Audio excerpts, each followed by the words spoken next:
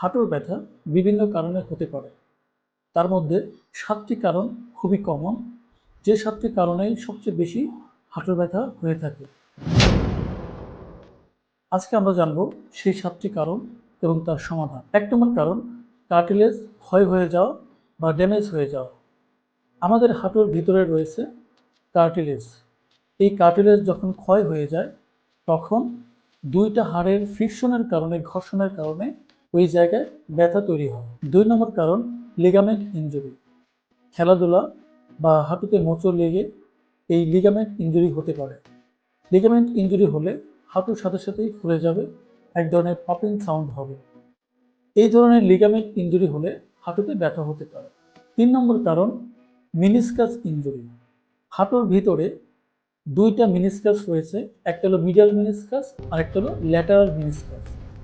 এই মিনিসকাস যদি টিয়ার হয়ে যায়, মানে ছিঁড়ে যায় ভিতর থেকে, তাহলে হাঁটুর ভিতরে পেইন হবে, ব্যথা হবে, ফুলে যাবে।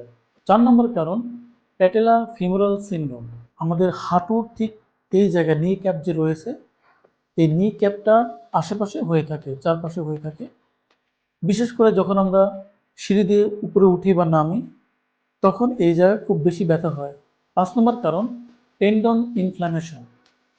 মানে আমাদের যে নি ক্যাপ রয়েছে, এই নি ক্যাপের উপরে উপরে এবং নিচে, এই নি ক্যাপের উপরে এবং নিচে যে টেন্ডনগুলো রয়েছে, সেই টেন্ডনগুলো ইনফ্ল্যামেশন হয়ে যায় বা টেন্ডিনাইটিস হয়ে যায়। এটাকেই বলা হয় প্যাটেলার টেন্ডিনাইটিস। বিশেষ করে দৌড়াতে গেলে, জাম্পিং করতে গেলে এই জায়গায় পেইন হয়। ৬ নম্বর কারণ, বার্সাইটিস। হাঁটুর আশেপাশে অসংখ্য বার্সাইটিস রয়েছে। এই বার্সাইটিসের কাজ হলো দুইটা টেন্ডনের মাঝে একটা ফ্রিকশনকে অ্যাভয়েড করবে। যখন এই জায়গায় অনবরত ফ্রিকশন হয় বা আঘাত লাগে বা দীর্ঘক্ষণ একই পজিশনে হাঁটু গেড়ে কাজ করে, এই জায়গায় পেইন তৈরি হতে পারে। ৭ নম্বর কারণ, মাংসপেশির দুর্বলতা। যখন মাংসপেশি, বিশেষ করে আমাদের এই থাই মাসেল এবং ফ্রন্ট অফ থাই মাসেল এবং ব্যাক অফ থাই মাসেল, এই মাংসপেশি যখন দুর্বল হয়ে যায় বা উইক হয়ে যায়, তখন হাঁটুর উপরে এক ধরনের চাপ তৈরি হয়, যার কারণে আমাদের হাঁটুর যে গ্যাপ রয়েছে ভিতরে, সেই গ্যাপটা কমে আসে। তখন পেইন তৈরি হয়, কারণ ওইখানে কার্টিলেজ ক্ষয় হতে থাকে। তার কারণেই কিন্তু মূলত পেইনগুলো স্টার্ট হয়। এজন্যই মাংসপেশির দুর্বলতা হাঁটু ব্যথা তৈরির অন্যতম প্রধান একটি কারণ। এই ৭টি কারণ সবচেয়ে কমন। এই ৭টি কারণের জন্যই হাঁটু ব্যথা বেশি হয়। তো এখন আমরা জানবো কিভাবে এর সমাধান করব। প্রথমেই আমরা আমাদের হাঁটুটাকে এই পজিশনে রেখে 10 সেকেন্ড হোল্ড করে আবার ছেড়ে দিব। এভাবে 20 বার করব। যদি আপনার এই হাঁটুতেও সমস্যা হয়, তাহলে এই হাঁটুতেও সেমভাবেই টেনে ধরে 10 সেকেন্ড হোল্ড করে রাখবো, তারপর আবার ছেড়ে দিব। আবার নিয়ে আসবো, আবার ছেড়ে দিব। এভাবে মোট 20 বার করব। ২ নম্বর যে এক্সারসাইজটা আমরা করব সেটা হলো, এভাবে আমরা আমাদের হাঁটুটাকে ধরবো, একটু উঁচু করব, তারপর আমাদের পাটাকে ধীরে ধীরে উপর দিকে উঠাবো। এই কাজটি আমরা 20 বার করব এবং 10 সেকেন্ড হোল্ড করে রাখবো, মানে স্থির করে রাখবো।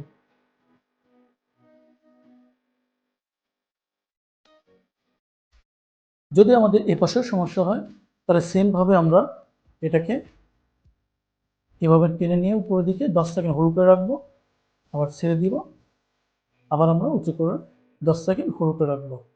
এটা আমরা 20 বার করব।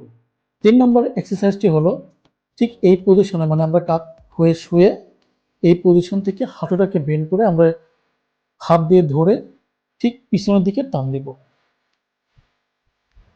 এভাবে আমরা 10 সেকেন্ড হোল্ড করে আবার ছেড়ে দিব, আবার নিয়ে যাব। এটি আমরা 20 বার করব এবং 10 সেকেন্ড হোল্ড করে রাখবো। এরপরে যে এক্সারসাইজটি করব সেটির জন্য সাইড লাইন হয়ে একটি হাত আমরা কোমরের ঠিক এই জায়গায় রাখবো, রাখার পরে আমাদের পাটাকে ওদিকে উঠাতে থাকবো। এটি আমরা করব 20 বার এবং 10 সেকেন্ড হোল্ড করে রাখবো। যদি আপনার অপোজিট সাইডেও সমস্যা হয় তাহলে ঘুরে ওই দিকে করতে হবে। এরপরে যে এক্সারসাইজটা আমরা করব সেটা হলো ঠিক পাটাকে উপর দিকে তোলা। এটা করতে গেলে আমাদের এই হ্যামস্ট্রিংয়ের এই জায়গায় টান পড়বে, হালকা টান পড়বে, বেশি টান আমরা হলেই একটু কমিয়ে দিব। এটা আমরা করব 20 বার এবং প্রতিবারই 10 সেকেন্ড হোল্ড করে রাখবো।